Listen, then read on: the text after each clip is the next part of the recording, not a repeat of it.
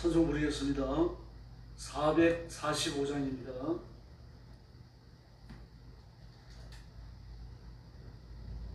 찬송가 445장 부르겠습니다.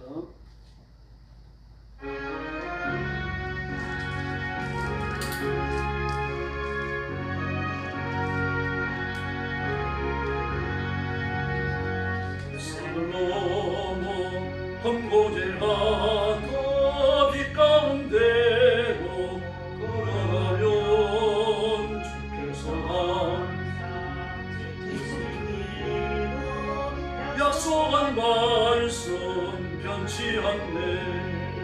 하늘의 영광 하늘의 영광 나의 맘속에 차고는 정우야 힘차게 불러 영원히 주를 찬양하니.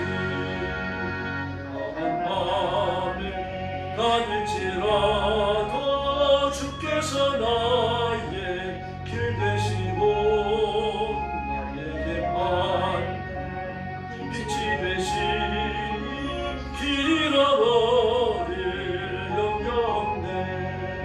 하늘의 영광 하늘의 영광 나의 맘속에 차고도 넘쳐 할렐루야를 힘차게 불러 영원히 주를 찬양하니.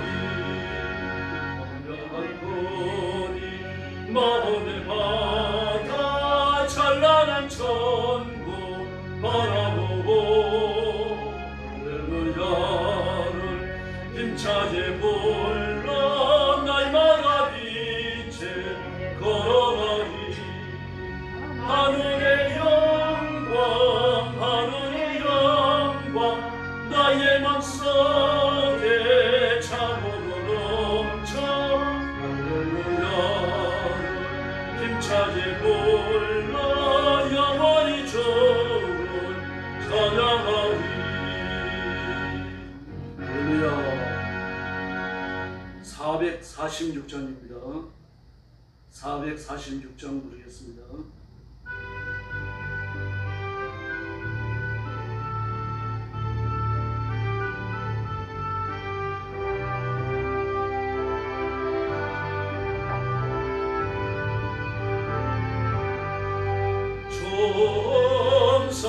정상배로 참 기쁜 것보다 나를 사랑하신 주 널 계시옵소서.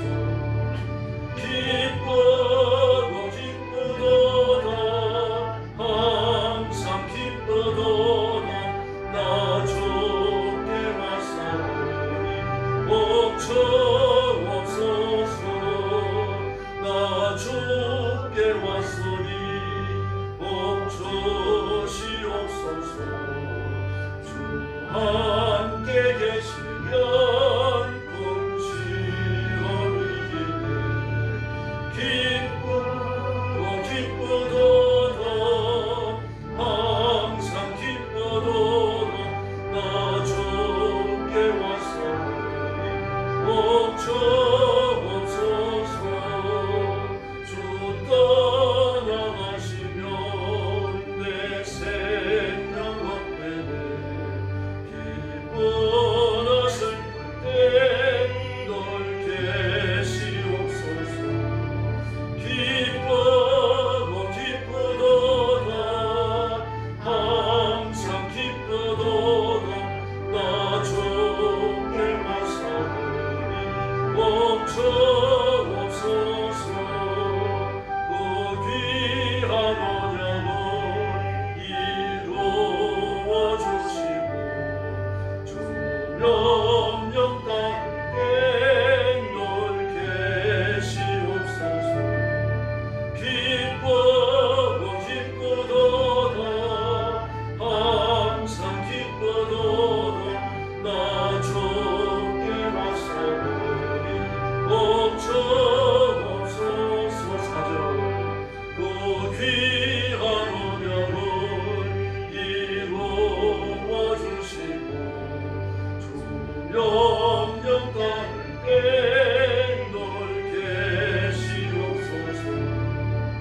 기뻐하고 기쁘도다 항상 기쁘도다 나 주께 왔사오니 멈추옵소서.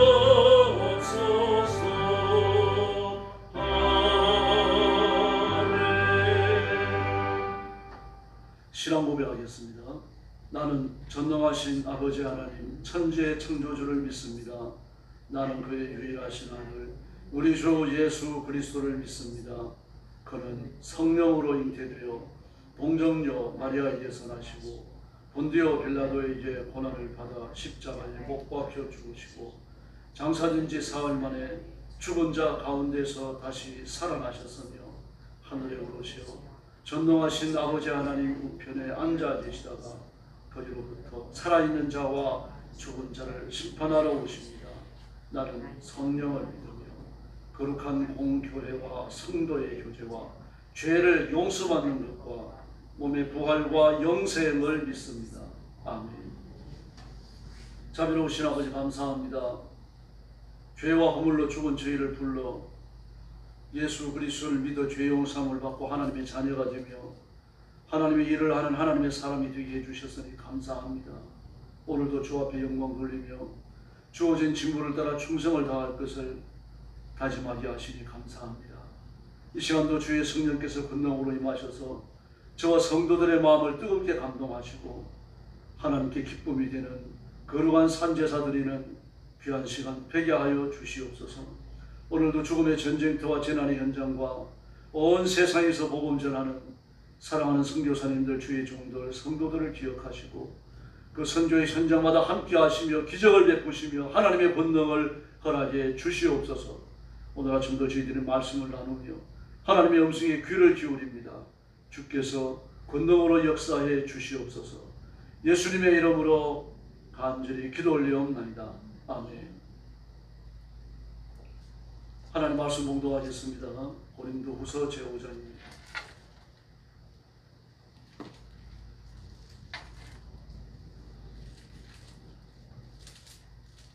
고린도후서 제5장 1절 말씀부터 제가 먼저 봉독합니다. 만일 땅에 있는 우리의 장막집이 무너지면 하나님께서 지으신 집, 그 손으로 지은 것이 아니요 하늘에 있는 영원한 집이 우리에게 있는 줄 아느니라. 참으로 우리가 여기에 있어 탄식하며 하늘로부터 오는 우리 처소로 들이키를 간절히 사모하노라. 이렇게 입으면 우리가 벗은 자들로 발견되지 않으려 함이라. 참으로 이 장막에 있는 우리가 짐진 것 같이 탄식하는 것은 벗고자 함이 아니요 오히려 덧입고자 함이니 죽을 것이 생명의 성킨 바 되게 하려 함이라. 곧 이것을 우리에게 이루게 하시고 보정으로 성령을 우리에게 주신 이는 하나님이시니라. 그러므로 우리가 항상 담대하여 몸으로 있을 때에는 주와 따로 있는 줄을 아노니 이는 우리가 믿음으로 행하고 보는 것으로 행하지 아니함이로라. 우리가 담대히 원하는 바는 차라리 몸을 떠나 주와 함께 있는 그것이라. 그런즉 우리는 몸으로 있든지 떠나든지 주를 기쁘게 하는 자가 되기를 힘쓰노라. 이는 우리가 다 반드시 그리스도의 심판대 앞에 나타나게 되어 각각 선악간에 그 몸으로 행한 것을 따라 받으려 함이라. 우리는 주의 두려우심을 알므로 사람들을 권면하거니와 우리가 하나님 앞에 알려졌으나 또 너희의 양심에도 알려지기를 바라노라. 우리가 다시 너희에게 자처하는 것이 아니요 오직 우리로 말미암아 자랑할 기회를 너희에게 주어 마음으로 하지 않고 외모로 자랑하는 자들에게 대답하게 하려 하는 것이라. 우리가 만일 미쳤어도 하나님을 위한 것이요 정신이 온전하여도 너희를 위한 것이니 그리스도의 사랑이 우리를 강권하시는도다. 우리가 생각하는데 한 사람이 이 모든 사람을 대신하여 죽었은즉 모든 사람이 죽은 것이라. 그가 모든 사람을 대신하여 죽으심은 살아있는 자들로 하여금 다시는 그들 자신을 위하여 살지 않고 오직 그들을 대신하여 죽었다가 다시 살아나신 이를 위하여 살게 하려 함이니라. 그러므로 우리가 이제부터는 어떤 사람도 육신을 따라 알지 아니하노라. 비록 우리가 그리스도의 육신을 따라 알았으나 이제부터는 그같이 알지 아니하노라. 그런즉 누구든지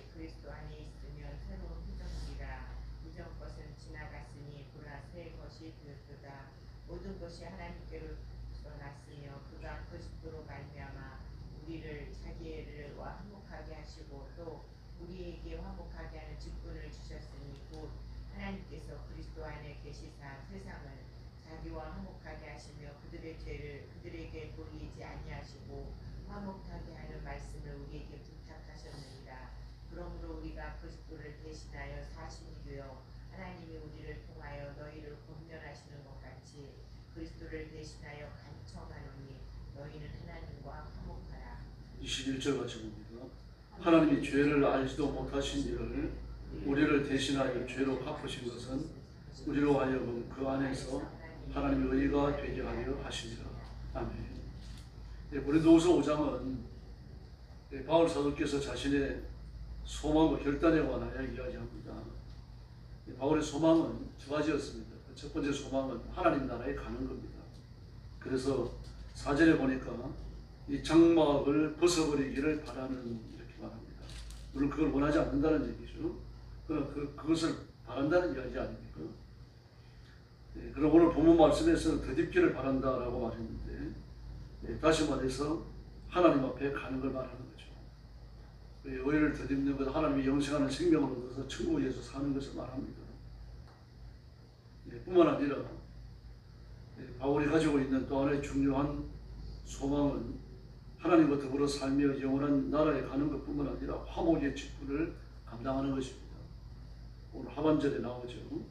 그래서 17절, 18절 말씀에 보니까 우리에게 화해의 직분을 주셨으니 그렇게 말합니다. 그래서 고린도 교회 성도들이 하나님의 말씀을 배신하고 예수 그리스도의 주되심을 거역하고 이단을 따라가고 또 바울 자신까지 배역하여 교회를 방문하지 못하게 하는 그런 일을 행하고 있다고 하더라도 그들은 화목하고 싶다는 가지입니다. 왜냐고 하면은 그렇게 말씀을 거역한다고 해서 그들이 전부 다 즉각 지옥에 떨어지는 것은 아니지 않습니까? 그들 중에 어떤 사람들은 구원받은 사람이 분명히 있거든요. 다만 그렇게 하나님을 거역하는 이단을 숭배하고 바울 사도의 사도성을 배신하는 이런 사람들에게 휘둘린 사람들이 있다는 것입니다. 바울은 그들을 잃고 싶지 않은 거죠. 그래서 끝까지 자신의 겸손을 유지하고 있습니다. 1절 말씀에 보니까 땅에 있는 우리의 장막이 무너질 때 그렇게 말합니다. 우리의 장막집이라고 하는 건 육신을 겨냥해서 했습니다만 그 직접적인 표현은 광야 40년간 하나님을 섬기는 데 사용했던 성막을 이야기하는 거죠. 그걸 염두에 둔 겁니다. 그 성막은 천막으로 만든 거 아닙니까? 천으로 짠 것이고 그 위에다 대고 수연의 가죽과 해달의 가죽 이런 걸 덮어서 만들었습니다만 그런 것들이 영원한 게 어디 있습니까? 북풍설안을 전부 다 견뎌내야 하는 것인데요. 비가 오면 비를 맞아야 되고 떼약빛이 내리쬐면 떼약빛처럼 다 다녀야 되는 것이고 먼지도 쌓이는 것이고 그게 40년을 견뎠다고 하는 것 그 자체가 기적이죠. 하나님께서 이스라엘 백성들이 입을 옷이 40년만 떨어지지 않게 하신 것처럼 하나님의 장막도 보호하신 줄로 믿습니다. 그래서 그걸 가지고 요단을 건너 예루살렘 가나안 땅에 들어왔을 때 이제 더 이상 쓰기가 힘든 지경이 되어졌습니다.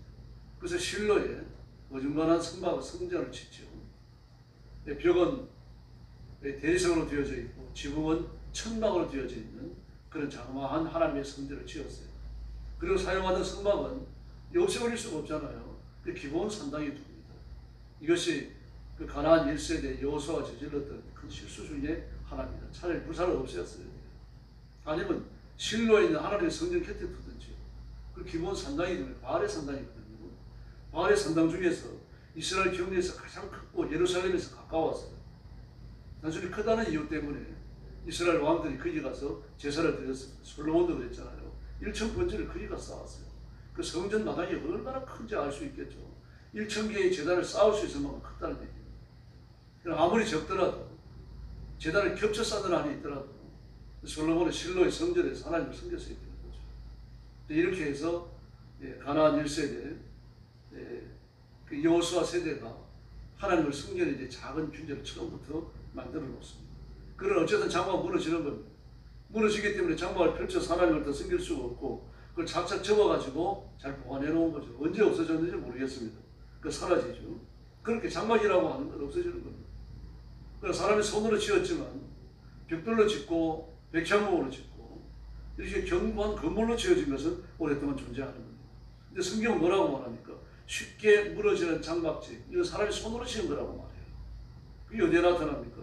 11절 하반절에 나오죠. 사람의 손으로 지은 것이 아닌, 그렇게 말합니다. 사람의 손으로 지은 것이 아닌 하늘에 있는 영원한 집, 이렇게 말했어요.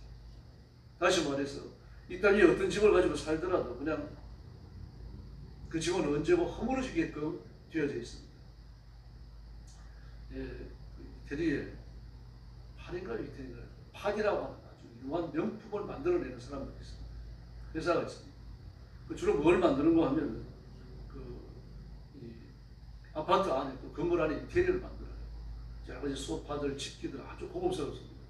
그래서 전 세계적으로 유명한 부자들이 그 집기를 많이 사용합니다. 새 아파트를 들어가게 되어지면 기존에 있던 거 전부 끄집어내고 전부 그 파디 제품을 갖다 넣어요. 그 파디가 우리나라의 명품 아파트를 짓는다고 막 옛날에 어떤 회사였던 그 건물을 사들여가지고 막 아주 떠들썩게 했었습니다. 굉장히 몇 년 전에. 그래가지고 그 은행에서부터 돈을 빌린, 땅을 살 때부터 돈을 빌리는 거죠. 그 돈을 빌릴 때 급전을 빌려줍니다. 그 은행에서는요. 꼭 제2차 은행이 아니더라도 그 급전을 빌려주는 이유는 이걸 가지고 땅을 사서 설계 도면대로 건물 착공을 시작하면서 분양을 하잖아요. 분양하면 분양이 될 거 아닙니까? 분양이 되고 나면 돈이 들어오죠. 돈이 들어오면 그때서야 정상적인 대출로 바꿔줘요. 파이낸스로 바꿔줍니다. 이제 거기까지 가야 되는데 그걸 못 넘어가는 거예요. 그 급전을 빌렸으니까 이거 진짜 굉장히 비싼 거예요. 그리고 땅을 사면서 빌린 돈이니까요. 이건 뭐 그냥 뭐 수천억에 해당되는 거죠. 굉장히 아마 그때 빌린 돈이 아마 2천억 될 거예요. 이렇게 많은 돈을 빌려 놓으니까. 예, 그래도 몇 달간 견딜 수 있죠. 세계적인 유명 기업이니까. 근데 안 팔리는 겁니다. 분양이 안 돼요. 아무도 가지고 오질 않는 겁니다. 그리고 막 설계도를 내고 말입니다. 뭐 여러 가지 조감도를 내고 그런데 아주 고급스러워요. 근데 아무도 와서 사는 사람이 없습니다. 단지가 아주 적어요. 22가구만 받겠다는 겁니다. 22가구. 22가구의 명품 아파트가 서울에서는 성공할 수가 없죠. 왜 그렇습니까? 명품 아파트를 지으면 그 안에 뭐가 들어가야 됩니까? 고급 수영장이 들어가고 꼭 골프 연습장이 들어가야 되고 고급 식당이 들어가야 돼요. 그래서 아파트에 사는 사람들이 전부 다 거기서 커뮤니티를 이루면서 살아가도록 해줘야 돼요. 그러므로 뭐 명품 아파트를 짓더라도 이게 수백 가구가 돼야 되는 거죠. 그 강구가 있던 거죠. 그러면서 아파트 한 채를 200억에 팔았어요. 물론 아주 유명한 그 자기들이 짓는 세계에서 최고로 유명한 가치가 있는 그런 인테리어 아파트를 꾸미겠죠. 그걸 바라보고 200억이나 주고 그걸 살 부자들은 한국이 없다는 얘기예요. 시장을 못 읽은 거예요. 결국 망하고 두 손 들고요. 삐짠집 지금 나와 있습니다. 그 건물이. 땅까지 통째로 나와 있습니다. 건물을 짓다가 말합니다. 이게 사람이 손으로 짓는 겁니다. 사람을 손으로 짓는 건 짓는 단계부터 실패할 수 있는 거죠. 뭐 잘 지어가지고 그렇게 뭐 어떻게 했다 그러더라도요.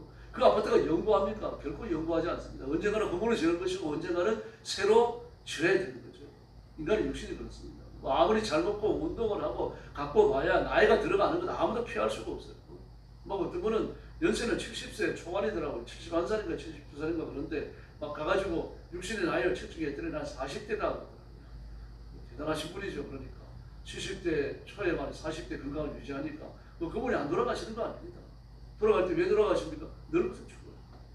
70세에 40대 건강을 가졌다 그러더라도 그분은요 늙어서 죽는 겁니다. 늙는 건 아무도 막을 수가 없습니다. 막 이번에 그 뭐 승전절이라 그래가지고 시진핑이가 그 국가 행사를 하면서 막 여러 국가들을 불러들였잖아요. 그 공산주의 국가, 브릭스한 국가들을 불러들였어요. 28개 국가가 왔다고 하죠. 거기에서 푸틴하고 대화하는 게 막 다 그냥 중계가 될 뻔했습니다. 저도 들었어요. 그게 중계가 됐다 그래가지고 TV에서 여러 번 했더라고요. 그 보니까 나와요. 뭐라고 말합니까? 그 길을 걸어가면서 김정은이 조금 뒤에 있고 앞에 시진핑하고 이렇게 푸틴이 들어가면서 대화를 나누는데 마이크가 켜져 있었는데 그거 같은 겁니다. 사실은 그때 나누는 이야기가 사담이니까 기자들도 카메라에 마이크를 꺼야 돼요. 그게 예의입니다. 그런데 안 껐어요. 그 기자 마이크로 녹음이 된 건지 아니면은 시진핑이나 푸틴에 달아놨던 마이크로 녹음됐는지 그건 밝히지 않았더라고요. 녹음을 됐습니다. 주요 내용이 뭡니까? 150세까지 산다는 것과 150세까지 살기 위해서는 장기 이식을 해야 된다. 기가 막히죠. 네. 장기 이식을 계속 할 수 있다. 심장도 몇 번이고 갈아치울 수 있고 폐도 몇 번이고 갈아치울 수 있다. 그러니 150세까지 산다. 야, 진짜 섬찟합니다. 지금 중국은 그렇습니다, 여러분. 중국에는 이유 없이 죽는 사람들이 많습니다. 그래서 사소한 소화가 안 돼갖고 병원에 입원했는데 위암이라는 겁니다. 그래서 위를 잘라내요. 또 전이 됐다고 그래가지고 다른 것도 잘라냅니다. 그리고 죽어요. 얼마 못 살고 죽습니다. 뭐 위를 잘라내고 폐를 잘라내서 살 수가 있겠습니까? 이 사람은 암이기 때문에 죽을 수 있거든요. 근데 그 사람들 왜 그랬습니까? 그 장기가 돈 많은 어떤 그 부자들이라든지 또는 권력을 가지고 있는 사람들, 시진민 같은 사람들, 이런 사람들의 혈액형과 일치하는 아이예요. 그러니까 아주 건강한 겁니다. 아파서 왔지만.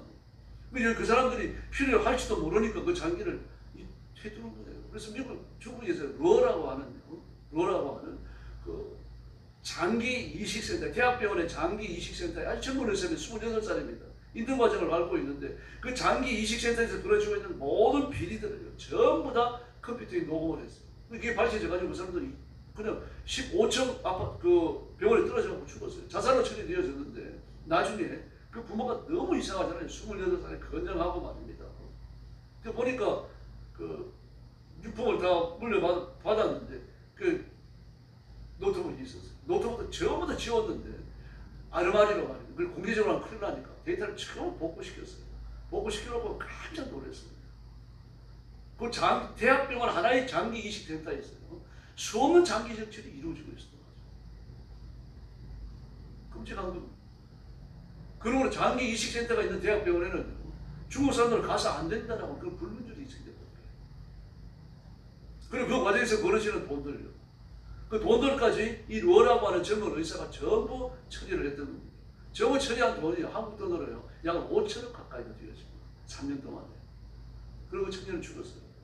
그 부모들이 기가 막히죠. 이 자료들을 아는 사람을 통해 가지고 서방석에 풍부를 해버렸습니다. 이 인간이 그런 식으로 생명을 연장하겠다는 건데 150세까지. 기가 막히지 않습니까? 이 육신을 아무리 잘 갈고 가꾼다고 하더라도 영생할 수 없고 언젠가는 죽어요. 4차 산업의 가장 핵심적인 요소 중에 하나가 장수입니다. 오래 사는 거예요. 생명공학을 발전시키는 이유는 뭡니까? 죽음을 극복하자고 하는 겁니다. 그러나 하나님 손끝에서 창조된 피조물은요, 영생할 수 없습니다. 하나님 한 분만이 영생하시는 줄 믿습니다. 인간의 육신을 가지고 죽음을 극복할 방법이 없다는 얘기입니다. 죽음을 극복하게끔 하나님이 인간의 육신을 만들지 않으셨어요. 아주 건강하고요, 아주 튼튼하게 마음은 틀림없습니다. 범죄 이후에요. 이 세상에 태어났던 창세기 5장을 보십시오. 그 1세대, 2세대, 3세대, 4세대 사람들이 전부 900세 이상 살았어요. 타락한 몸을 가지고 아주 건강하게 만들었어요. 뭐 그 지경까지 회복되지 않겠지만 100몇십 살까지 살 겁니다, 사람이. 뭐 그때가 되어지면 우리는 정신 차려야 됩니다. 그 이전에 우리는 하나님 앞에 가야 되고요. 금지가잖아요. 뭐하러 150살까지 삽니까? 영육이 교차되는 삶인데. 그래서 바울은 뭐라 그럽니까? 내가 이것을 벗기를 원한다. 그러나 내가 벗어버리는 것이 아니라 덧입어야 된다. 좀 이상하잖아요. 벗는 거 죽는 거 아니에요. 죽지 않냐고 덧입을 수가 있습니까? 그러니까 이건 죽음과 삶에 대한, 죽음과 영생에 관한 이야기가 아니고, 지금 내가 죽어가지고 다시 전혀 다른 사람이 된다는 그런 뜻이 아니라 지금 내가 이 상태에서 거듭나 새 사람이 되고, 내가 먼저 딴 사람이 되는 게 아니라는 얘기입니다. 거듭났다 그래요. 딴 사람이 되는 게 아니라 나는 그래 있는 거예요. 그러나 영생을 얻는 것이고 덧입는 거죠. 예수님의 거룩한 능력과 권능과 새 생명을 덧입는 거죠. 이걸 이야기하는 거예요. 내가 덧입기를 바란다. 당신들도 덧입어야 된다. 이렇게 되는 건 너무나 놀라운 일인데, 이대로 된다는 것을 보증하려고 성령님을 보내셨다라고 말합니다. 그러나 하나님의 말씀인데 보증이 필요합니까? 그럼 보증을 주셨어요. 왜 그랬습니까? 믿지 않으니까. 설득하기 위해서 보증을 주신 거죠. 그래서 성령님이 오신 겁니다. 이 보증이라고 하는 말은 결혼 예물이라는 말입니다. 결혼 예물을 주고받음으로 결혼에 대한 그 예식을 인치는 것이 되는 거죠. 신랑은 신부에게 혼인값을 줍니다. 또 신부를 오면서, 신랑이 오면서요, 아버지가 준 결혼 예물을 지참하고 옵니다. 또 반지를 주고받기도 합니다. 이 보증이라는, 결혼에 대한 보증이죠. 그 결혼에 대한 보증은 반지만 말하는 게 아닙니다. 그 결혼을 중심으로 왔다 갔다 하는 모든 것입니다. 요즘 말하는 패백도 포함되겠죠. 혼인 예물도 포함되는 거죠. 또 서로에게 해주는 예단도 포함되는 거죠. 이게 전부 다 보증입니다. 결혼에 대한 보증이죠.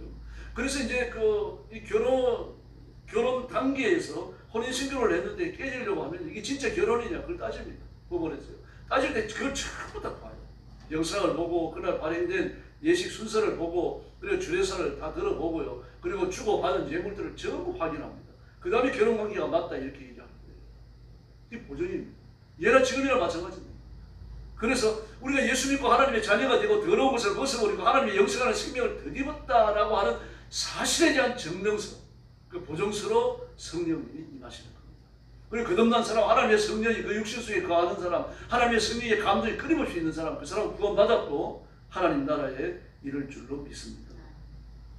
이렇게 되어져서 우리가 어떤 사람이 됩니까? 오늘 본문에 보는데 17절에 나오죠. 옛 것은 지나갔으니 새로운 피조물이 됐다. 새로운 피조물이 됐다고 말합니다. 새로운, 죽지 않았는데 덧입기만 했는데 새로운 피조물이 됐다는 얘기예요. 그 예전에는요, 영적으로 죽어 있었던 거죠. 그 영적으로 새 생명, 하나님의 생명을 받고 나니까 이제 새로운 피조물이 된 거죠. 영적인 생명이 뭐냐에 따라 가지고 한 것이나 새 것이냐를 판단하는 겁니다. 세상에 있는 것과 다르죠. 세상에 있는 것은요, 어느 하나를 바꿨다고 그래가지고 한 게 새 것이 되지 않아요. 아무리 자동차가 뭐 값비싸고 그렇다고 그러더라도 엔진을 바꿨다 그래서 새 차가 되는 건 아닙니다. 낡은 건 낡은 거죠. 지금 우리 교회 차도 이제 뭐 저게 2013년도 1월달에 출고했거든요. 한 13년 된 거죠. 13년 되니까 엔진도 튼튼하고 다 좋아요. 뭐 A 필러, B 필러, C 필러 다 튼튼하고요. 그 카센터에 가도 그럽니다. 이 차는 아주 좋습니다. 상태가 아주 훌륭합니다. 이게 손질을 잘했습니다라고 얘기해요. 또 20만 킬로 탔을 때 전부 차를 뒤집어 갖고 청소할 거 다 하고요. 갈아댈 거 갈아대고 그 돌아가는 그 피역들이 있거든요. 여러 가지 기계들을 돌려주는 체인들이 있는데 체인을 다 깎았습니다. 그런데도 어떻습니까? 쇠로 만들었으니까요. 썩어가는 거 감당할 필요 없어요. 약한 거 어느 한두 군데는 계속하여 썩어나가는 거예요. 오래됐으니까요. 뭐 철판이 오래되면 부식되는 거 어쩔 수 없는 거죠. 아무리 새 것으로 바꿨다 그러더라도요. 새 차가 아닙니다. 마찬가지입니다. 인간의 육신이라고 하는 건데 아무리 관리를 잘해도 아무리 좋은 음식을 먹고 아무리 뭐 저런 보약을 먹는다 그래가지고 육신이 새 육신이 되는 거 아닙니까? 그러면 우리의 영혼이 하나님의 생명, 영생하는 생명, 부활의 새 생명을 얻게 되면 우리는 새 사람이 되는 줄로 믿습니다. 새로운 피조물이라고 그러는 겁니다. 이전 것과 다르다는 이야기예요. 새 것이 되어졌어요. 그래서 바울은 6가지 결단합니다. 새 것이 되었었어요. 옛 것을 벗어버리고 옛 것을 옛 것 위에다 대고 새 것을 덧입어서 우리가 새 사람이 됐으니까 영생하는 생명을 얻었고 하나님의 자녀가 되었기 때문에 내가 이렇게 살아야 되겠다 결심하는 거죠. 그 첫째가 뭡니까? 믿음을 바탕으로 살아가겠다. 믿음을 바탕으로 살아가겠다. 6절에서 말합니다. 믿음의 토대 위에 서서 믿음으로 실천하고 믿음의 목적에 도달하기 위해서 애쓰겠다는 이야기입니다. 다음에 9절에서 뭐라고 그러니까 주님을 기쁘시게 해드리겠다. 세 번째는 11절에서 주님을 두려워하여야 되겠다. 네 번째는 14절에서 그리스도의 사랑이 우리를 휘어잡게 우리 자신을 하나님께 내드려야 되겠다. 다음에 다섯 번째는요. 15절 하반절 말씀에서 예수 그리스도를 위해서 살아야 되겠다. 다음에 어제보는 여섯 번째는 18절 말씀에서 화해의 직분을 감당해야 되겠다. 이렇게 결단하고 있습니다. 예수 믿지 않는 사람들이 이 중에 하나라도 신경 쓰는 거 있습니까? 아무도 없어요. 왜 그렇습니까? 그들에게 예수님의 생명이 없기 때문입니다. 예수님의 생명이 없기 때문에 6가지가 없더라도 고민 안 합니다. 이게 없구나. 이걸 고민하는 사람이 누굽니까? 거듭난 사람입니다. 야, 이거 내가 거듭났고 하나님의 새 생명으로 살아가는데 내가 믿음의 결단을 못 내리는구나. 이것 때문에 가슴 아파하는 거죠. 내가 주님을 기쁘시게 해드려야 되는데 사람 눈치나 보며 살아가는구나. 이것 때문에 마음이 아픈 거죠. 정말 두려워할 분은 예수님 한 번밖에 없는데 내가 사람이나 두려워하며 살아가야 되겠는가? 이렇게 되는 거죠. 내가 그리스도의 사랑에 응답하고 그리스도의 사랑에 감동되어 살아가야 되는데 그리스도의 사랑이 아니라 세상을 살아가고 세상이 나를 인정해 주기를 바라니까 나는 참 믿음에서 좀 떨어져 있구나. 뭐 이런 것 때문에 고민하는 이유가 뭡니까? 내가 예수를 위해 살아야 되는데 세상을 위해 살고 있으니까 잘못됐구나. 내가 다투는 사람도 화해를 일으켜야 되는데 서로 말을 잘못 전달해가지고 서로 다툼을 일으키게 만들었으니까 내가 기독교인으로 부족하구나. 하나님의 자녀로 부족하구나. 이런 거 우리가 거듭났으니까 고민하는 것들이거든요. 바울이 고민을 이야기하면서 6가지 결단을 본문에서 말하고 있습니다. 이 말씀을 붙들고 살아가십시다. 저와 여러분은 하나님의 생명을 얻었고 예수님의 부활의 생명으로 무장했습니다. 그러므로 성경을 부지런히 읽고 엎드려 기도하면서 신령한 능력을 입어야 됩니다. 그래서 우리도 고린도후서 제5장이 우리 경고하는 것처럼 소망을 가지고 6가지 결단과 권면을 따르면서 하나님 앞에 힘을 다해 충성하고 복받고 승리하는 존귀한 성도들이 되기를 예수님의 이름으로 축원합니다. 기도하겠습니다. 자비하신 아버지 하나님 감사합니다. 우리가 이미 하나님의 생명을 얻었고 그리고 하나님의 능력과 권능과 새로운 인생을 덧입었으니 우리가 하나님 앞에 믿음으로 살며 주님을 기쁘시게 해드리며 살며 주님을 두려워하며 살고 하나님의 사랑에 응답하며 살고 예수 그리스도의 영광을 위해서 살고 화해의 직분을 감당하며 살아가도록 성령의 권능을 허락하여 주시옵소서.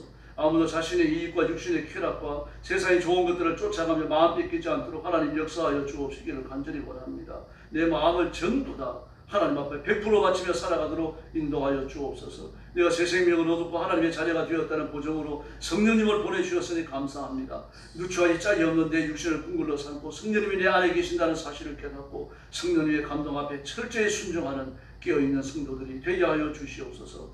오늘도 귀한 성도들과 그 가정과 손으로 하는 일을 지켜주시고 번성하게 하시며 창대케 하시며 형통케 하여 주시옵소서. 강건하게 하시고 물질의 충만함을 주시고 하나님의 손에 붙들려 기쁨으로 쓰임받는 귀한 종들이 되게 하여 주옵소서. 우리 영광교회를 주님 앞에 맡깁니다. 그리스도의 몸된 교회를 예수님께서 부흥시켜 주시고 성장하게 하시고 장성하게 하시고 뜨거워지게 하여 주시옵소서. 우리 민족 위에 은혜를 베풀어 주시고 온 세상에서 부끄러움을 당하고 조롱거리를 당하는 그런 민족이 되지 않게 해주시고 오히려 온 세상을 구제하고 구원하고 땅 끝까지 이르러 복음 전하는 제사장 국가가 되는 영화로움을 허락해 주시옵소서. 오늘 아침도 기도하러 왔사오니 기도의 새 능력 부어주시기를 원하옵고 예수님의 이름으로 간절히 기도 올리옵나이다. 아멘. 주기도 드리겠습니다. 하늘에 계신 우리 아버지, 아버지의 이름을 거룩하게 하시며 아버지의 나라가 오게 하시며 아버지의 뜻이 하늘에서와 같이 땅에서도 이루어지게 하소서. 오늘 우리에게 일용할 양식을 주시고 우리가 우리에게 잘못한 사람을 용서하여 준 것 같이 우리 죄를 용서하여 주시고 우리를 시험에 빠지지 않게 하시고 악에서 구하소서. 나라와 권능과 영광이 영원히 아버지의 것입니다. 아멘. 같이 기도하겠습니다. 자비하신 아버지 하나님 오늘 감사합니다. 오늘 부탁드려서 하나님의 주마 자비하는 것을 완전히 사모하는 마음을 주셨사옵니다. 이 간절함으로 예수님 바라보고 싶죠.